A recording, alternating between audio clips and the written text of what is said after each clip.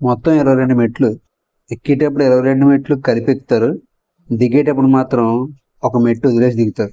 అంటే ఇది యాక్చువల్గా పూరి జగన్నాథ స్వామి గుడిలో జరుగుతుంది అనమాట.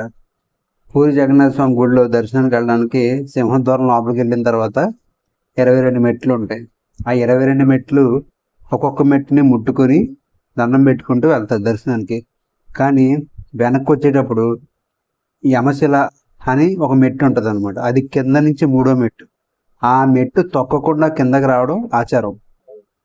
దీని వెనకాల కథ కూడా ఉంది. ఏంటంటే ఈ యమధర్మరాజు పూరి క్షేత్రానికి ఎవరైతే వెళ్తారో వాళ్ళకి యముడి నుంచి వచ్చిన కష్టాలు లేదా యముడి నుంచి వచ్చే శిక్షలు ఉండవు అని పురాణాల్లో చెప్పారు అనమాట. ఆ స్కంద పురాణంలో చెప్పారు. అయితే యమధర్మరాజుకి చాలా బాధేస్తుంది. అదేంటి ప్రతి చోట నా పని నేను సక్రమంగా చేసుకుంటున్నప్పుడు ఇక్కడెందుకు ఇలా అవ్వాలి అని చెప్పి ఆయన అనుకుంటుంటాడు అనమాట.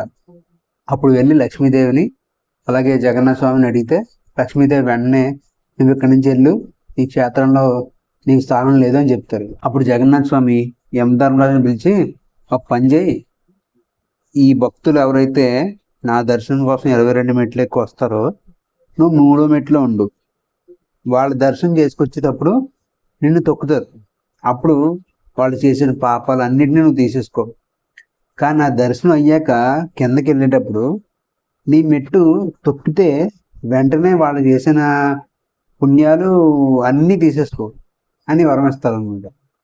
అప్పుడు యముడు ఏం చేస్తాడంటే ఆ 3వ మెట్లో ఆయన ఉంటాడనమాట. అందుకే అన్ని మెట్లు ఒకలా ఉంటే ఈ 3వ మెట్టు మాత్రం నల్లగా ఒక చిన్న బండలా ఉంటుంది అనమాట. కాబట్టి అక్కడ తెలిసిన భక్తులందరూ ఏం చేస్తారంటే వచ్చేటప్పుడు ఆ ఒక్క మెట్టు తొక్కకుండా దాన్ని దాటి వస్తారు. ఈ 22 మెట్లలో రకరకాల కథలు ఉన్నాయన్నమాట. ఈ 22 మెట్లలో ఏంటంటే దేవతలు అందులో కూర్చుని ఉంటారని, అలాగే దేవతలు జగన్నాథ రథయాత్ర జరిగినప్పుడు ఆయన కోసం అక్కడే ఉంటారని, అలాగా కొన్ని కథలు ఉన్నాయి. కొన్ని ఏంటంటే ఈ 22 మన శరీరానికి సంబంధించిన కూడా ఉన్నాయన్నమాట.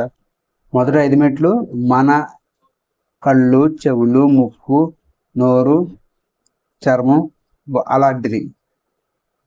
ఇప్పుడు మనం మెట్లు ఎక్కేటప్పుడు ఒక్కొక్క మెట్టుని దండం పెట్టుకుంటూ వెళ్తుంటే మన కంటితో చూసే కామాన్ని వదిలేసి, చెవులతో వినే చెత్త అంతా వదిలేసి, ఆ వాసన, రుచి ఇలాంటి బలహీనతలన్నీ వదిలేసి మనం జగన్నాథ స్వామి దర్శనానికి వెళ్తున్నాం అన్నట్టు అనమాట.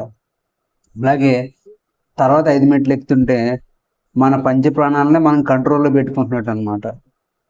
అలాగే తర్వాత మెట్లు ఎక్కుతుంటే వాటిలో మన రూపం, రసం, అలాగా ఇంకా కొన్ని మన లోపల ఉండే అందాన్ని మనం వదిలేసి ఆయన దర్శనానికి వెళ్తున్నాం. అంటే నేను ఎంత అందంగా ఉన్నాను, నాకు ఎంత బాగుంది, లేదా నేను ఎంత పొడుగున్నాను, ఇలాంటివి ఏమి ఇంకా మనం పట్టించుకోకూడదు అనమాట. అవి కూడా వదిలేయాలన్నమాట. ఆ తర్వాత వచ్చేవి పంచభూతాలు, గాలి, నీరు, నిప్పు, ఆకాశం, ఇలాంటివన్నీ. ఆ తర్వాత 21వ మెట్టు మన తెలివికి సంబంధించింది. ఇంక 22వ మెట్టు మనలో ఉన్న అహంకారానికి సంబంధించింది అనమాట. ఈ అన్ని మెట్లు మనం దాటుకుంటూ వెళ్ళి జగన్నాథ స్వామి దర్శనం చేసుకుంటాం.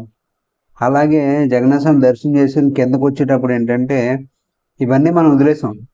కానీ ఎప్పుడైతే మనం యమశిల మీద మళ్ళీ అంటే 3వ మెట్టు మీద కాలు పెట్టితే మళ్ళీ ఇవన్నీ మనకు చుట్టుకుంటాయి అనమాట. అంటే మళ్ళీ మనలో అహంకారం పెరిగిపోద్ది, మళ్ళీ మనలో ఈ గొప్పతనం అన్నీ పెరిగిపోతాయి అనమాట. కాబట్టి ఏంటంటే వచ్చేటప్పుడు ఆ మెట్టు వదిలేసి వస్తారు. అలాగే ఈ మెట్ల మీద పిండ ప్రదానం చేస్తుంటారు. అలాగే ఈ మెట్ల మీద దీపావళి రోజున డ్యూటీలు పట్టుకుని ఎవరైతే మన పూర్వీకులు చనిపోయి ఉంటారో వాళ్ళకి దారి చూపించడం కోసం వాటి మీద వెలిగిస్తారు అనమాట.